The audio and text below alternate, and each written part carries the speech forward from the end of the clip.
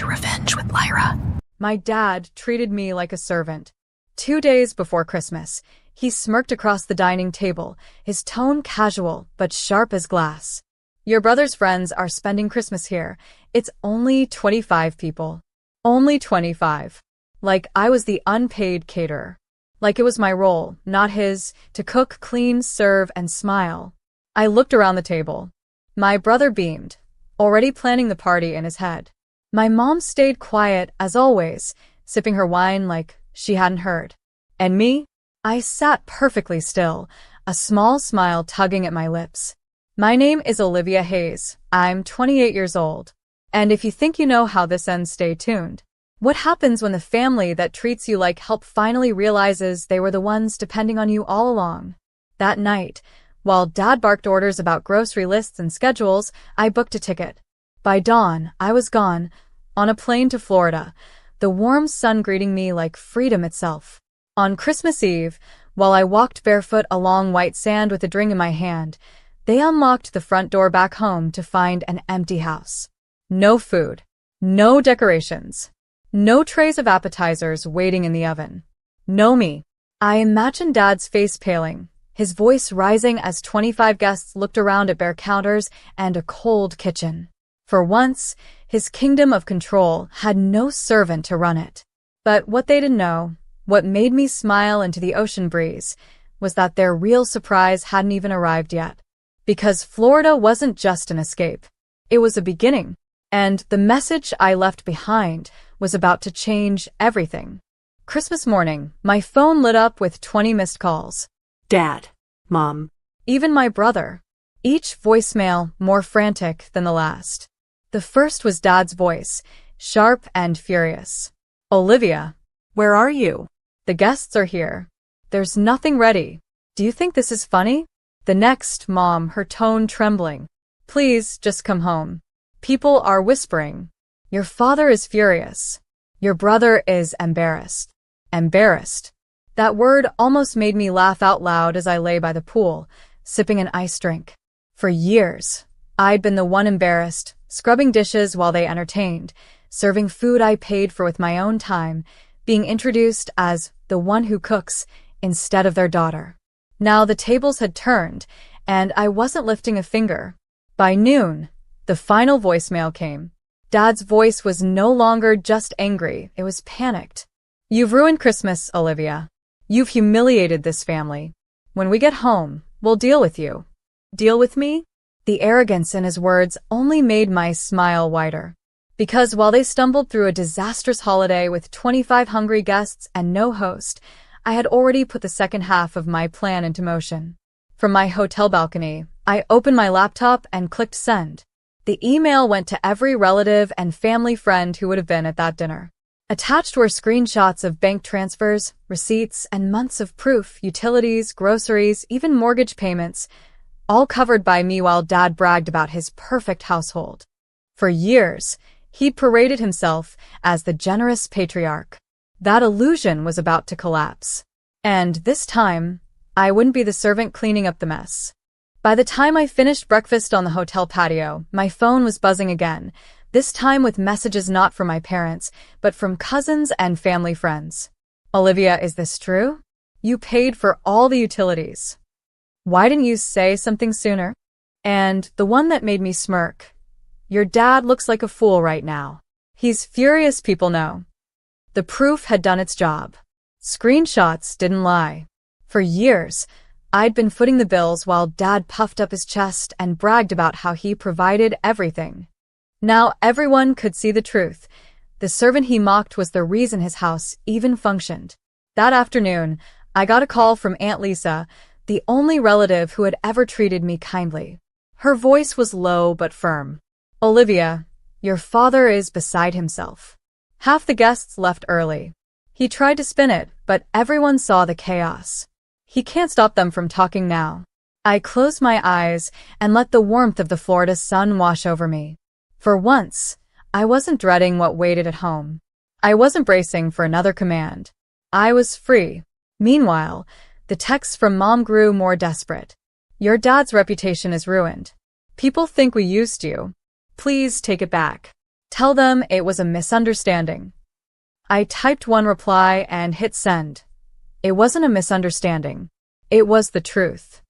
And then I silenced my phone. Because the beauty of truth is that once it's out, you can't shove it back into the shadows. Dad had built his authority on appearances. But appearances don't pay the bills, and now everyone knew it. The morning after Christmas, Dad finally broke his silence. A long email landed in my inbox, the subject line in all caps, "You will fix this." His message was a storm of anger. "You embarrassed us. You humiliated this family in front of everyone we know. You will tell people you exaggerated. You will apologize. And when you get back, you'll take responsibility for this mess you created." I read it twice, sipping orange juice by the hotel pool, then laughed out loud. The mess I created? The only mess in his house was the one I'd stopped cleaning up. I drafted my reply slowly, deliberately. "Dad, for years I cooked, cleaned, and paid without thanks. You called me a servant. You let my brother sit like a guest while I worked myself sick. Now, people finally see the truth. That's not my mess. That's yours. Own it." I hit send and closed my laptop. The sun felt brighter than it had in years. By afternoon, Aunt Lisa called again, almost giddy. "Your dad tried to defend himself at brunch. He said you lied.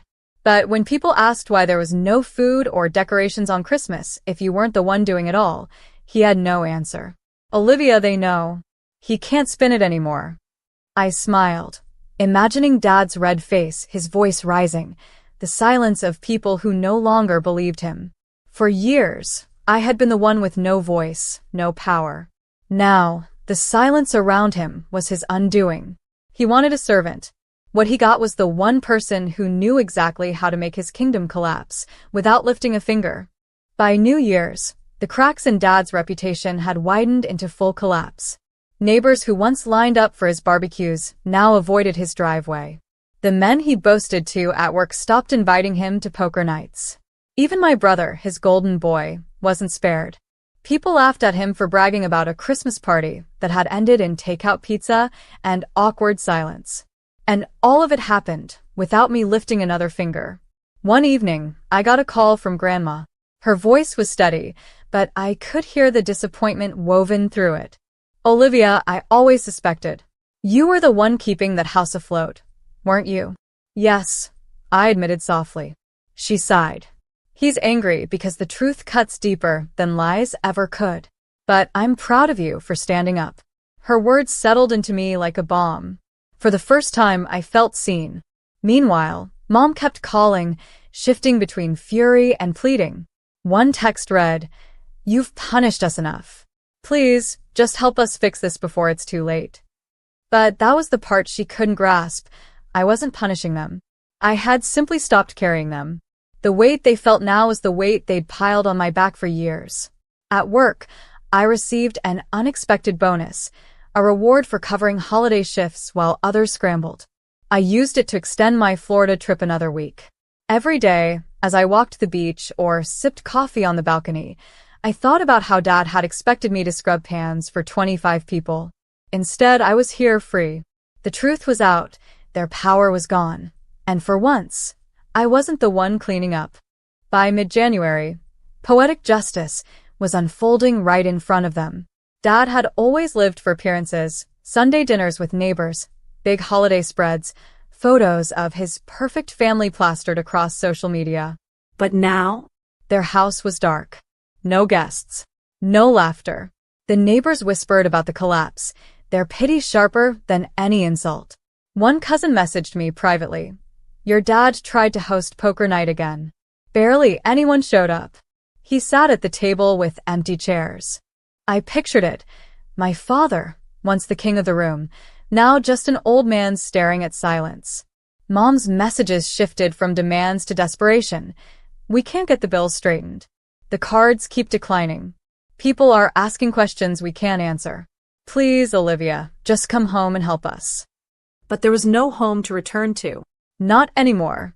I spent those weeks in Florida meeting people who treated me as an equal. Friends who laughed with me, not at me. Strangers who didn't expect me to serve them just because I was there. And as the days passed, I realized something powerful. I wasn't just free from their house. I was free from their definition of me. One night, sitting by the ocean, I opened my phone and typed a single post. Sometimes you have to stop carrying people to let them learn how to walk on their own. I didn't tag anyone. I didn't have to. Within hours, the comments rolled in. Support. Understanding. People who had lived the same story. Meanwhile, at home, Dad's empire of control was crumbling. Not because I fought him, but because I finally stepped away. The confrontation came sooner than I expected. One Saturday morning, I unlocked my apartment door to find Dad standing in the hallway. His face looked older, his shoulders slumped, but his eyes still burned with that same controlling fire. "Olivia," he said, voice tight. We need to talk. Now. I crossed my arms, leaning against the doorframe. "Funny, last time we talked, you ordered me to serve 25 strangers like it was my duty. What's different now?" His jaw clenched. "You made us look weak. People don't respect me anymore. Your cousins, my friends, they whisper. You destroyed my reputation." I let his words hang for a moment before answering. No, Dad. "You destroyed it. I just stopped hiding the truth. You built your pride on my silence, and when I stopped being silent, your empire collapsed." He stepped closer, lowering his voice. "You think you're better than us now? With your little apartment and your trips to Florida? You'll regret turning your back on family." I met his glare with calm, steady eyes. "I don't regret it. Not for a second. For once, I'm living my life without being your servant. That's not betrayal, Dad. That's freedom." He opened his mouth, then shut it, words choking in his throat. For the first time in my life, I saw him falter, not with rage, but with powerlessness. Mom appeared at the end of the hallway, her face pale. She didn't speak. She just tugged at his sleeve, urging him to leave. And when they finally walked away, their footsteps echoing down the hall, I felt lighter than I ever had before. Because the truth was undeniable, they no longer had control. By the time spring arrived, the dust had settled, but not for them. Their house sat quieter than ever, no guests pulling into the driveway, no holiday lights strung across the porch. The perfect family image they'd clung to was gone. My brother no longer bragged about his friends spending Christmas at our place. He avoided the subject entirely. Mom moved through social spaces with forced smiles, but people saw through it. And Dad looked smaller. Meanwhile, I thrived. My job recognized my dedication, and with the raise, I booked another trip, this time not to escape, but to celebrate. Friends gathered in my apartment, laughing around the table I once dreamed my family would sit at. I cooked because I wanted to, not because I was commanded. The air felt lighter, the food tasted better, because it was mine. One evening, a letter arrived in the mail. No return address, but I knew the handwriting. Dad's. The message was short, almost reluctant. "You proved your point. We were wrong. We didn't see what you gave us until it was gone. I don't expect forgiveness, but I hope someday you'll understand." I folded the letter and set it aside, not out of anger, but out of peace. I didn't need apologies to validate my worth. I had already found it in the quiet strength of walking away. The sweetest justice wasn't revenge, or shouting, or proving them wrong. It was this: living a life they said I didn't deserve, free of chains they'd bound me in, surrounded by people who saw me as more than a servant.